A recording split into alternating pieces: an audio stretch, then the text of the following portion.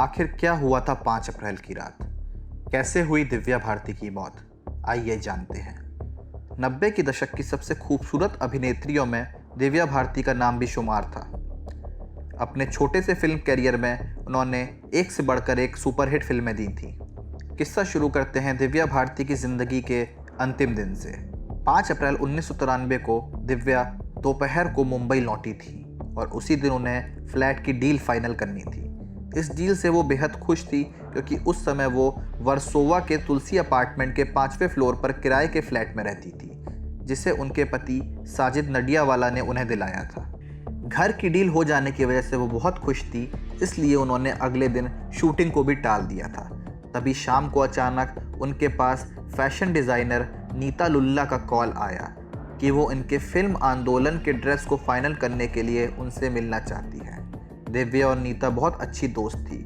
उन्होंने कई सारी फिल्मों में दिव्या के ड्रेस भी डिज़ाइन किए थे। शाम को नीता अपने पति श्याम लुल्ला के साथ दिव्या के घर आई। इसके बाद दिव्या, नीता और उनके पति श्याम ड्राइंग रूम में बैठकर ड्रेस को फाइनल करने लगे। वहीं किचन में नौकरानी अमृता, जो दिव्या को बचपन से जानती थी, वो मेहमानों के लिए खाने का इंतज़ाम करने लगी। इधर ड्राइंग रूम में बैठे तीनों शराब पी रहे थे और देखते ही देखते रात के 11 बज गए। तभी दिव्या उठकर किचन में गई और वहाँ 12 इंच की खिड़की पर बैठने की कोशिश करने लगी। तभी अचानक वो 5वें मंजिल से गिरी। वो जैसे गिरी, उनकी नौकरानी तेज तेज चिल्लाने लगी। तभी ड्राइंग रूम में बैठे नीता और श्याम भी भागकर नीचे गए। इसके बाद दिव्या को पास के कपूर हॉस्पिटल में ले जाया गया। अस्पताल ले जाने वक्त वो जिंदा थी, लेकिन वहाँ पहुंचकर उन्हें मृत घोषित कर दिया। गौर करने वाली बात यह है कि अभी उस खिड़की पर ग्रिल नहीं लगा था। उस खिड़की के नीचे पार्किंग लॉन था, जहाँ पर रोज़ गाड़ियाँ खड़ी रहती थी, लेकिन उस दिन एक भी गाड़ी नहीं खड़ी थी। दिव्या की मौत की खबर पूरी फिल्म इंडस्ट्री में फैल गई। जहाँ कुछ लोग इसे सुसाइड बताने लगे, वहीं कुछ लोग इसे मर्डर बताने लगे। निधन के बाद इस मामले की जांच वर्सोवा के पुलिस अधिकारियों को दे दी गई। पोस्टमार्टम ने दावा किया कि दिव्या की मौत महज एक एक्सीडेंट थी। उन्होंने बहुत ज़्यादा शराब पी ली थी, जिस वजह से वो खुद को संभाल नहीं पाई और खिड़की से गिर गई। 7 अप्रैल 1993 को दिव्या का अंतिम संस्कार मुंबई के विले पार्ले में हुआ था। कई लोगों ने ये दावा किया था कि दिव्या लंबे समय से डिप्रेशन में थी। वजह यह थी कि उनके पति साजिद का नाम अंडरवर्ल्ड से जोड़ा जा रहा था, जिस वजह से वो बहुत परेशान रहती थी। वहीं शादी के बाद उनके और उनकी सास के रिश्ते भी अच्छे नहीं थे। इस बारे में उन्हें बहुत दुख होता था। इसके साथ ही ये भी कहा जाता है कि अगर उन्हें सुसाइड करना होता तो वो क्यों अपने घर की डील को फाइनल करती। उनके भाई और उनकी नौकरानी ने बताया कि वो मौत के दिन सुबह से बहुत ज़्यादा खुश थी। यहाँ पे कुछ ऐसे सबूत हैं जिन्होंने हत्या का शक पैदा किया।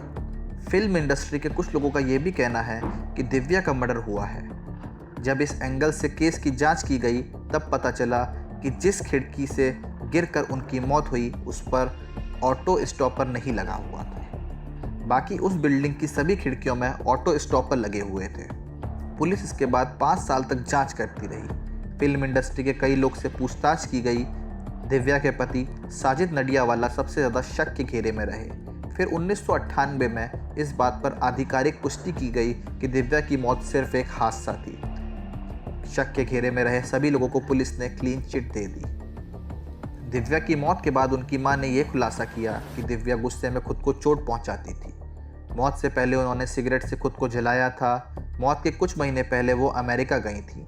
वहाँ किसी बात से परेशान होकर उसने खुद को सिगरेट के टुकड़े से जलाया। वह निशान मौत के वक्त भी थे। साथ ही फिल्म राधा का संगम के दौरान किसी बात से परेशान होकर उन्होंने अपनी कलाई काट ली थी। गुस्से में वो खुद को नुकसान पहुंचाती थी। गौर करने वाली बात यह है कि जब दिव्या खिड़की से गिरी थी, उस समय बस उसकी नौकरानी ने उन्हें देखा था। वहीं उनके निधन के 1 महीने बाद नौकरानी की हार्ट अटैक से मौत हो गई। दिव्या की मां ने बताया कि दिव्या अक्सर मेरे सपनों में आती थी। जिस दिन मुझे जल्दी जागना होता, दिव्या सपने में आकर मुझे जगा देती। उन्होंने बताया कि साजिद की दूसरी पत्नी वर्धा ने भी कई बार दिव्या को अपने सपने में देखा। उनकी शादी के 6 साल बाद दिव्या ने आना बंद कर दिया। वर्धा ने एक बार बताया था कि उनकी और साजिद की मुलाकात दिव्या ने ही करवाई थी।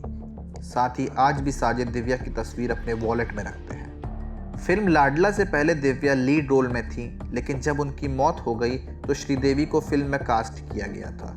लेकिन शूटिंग के दौरान हुई एक घटना से सेट पर मौजूद लोग डर गए थे। दरअसल श्रीदेवी उसी जगह शूटिंग कर रही थी जहां दिव्या किया करती थी। एक सीन के दौरान श्रीदेवी उस लाइन पर बार बार अटक जाती जिस पर दिव्या भी अटक जाया करती थी। इस सीन में शक्ति कपूर और रवीना टंडन भी थे। फिर श्रीदेवी ने बिना रुके शूटिंग पूरी की और फिल्म रिलीज हुई। फिल्म लाडला बॉक्स ऑफिस पर हिट हुई।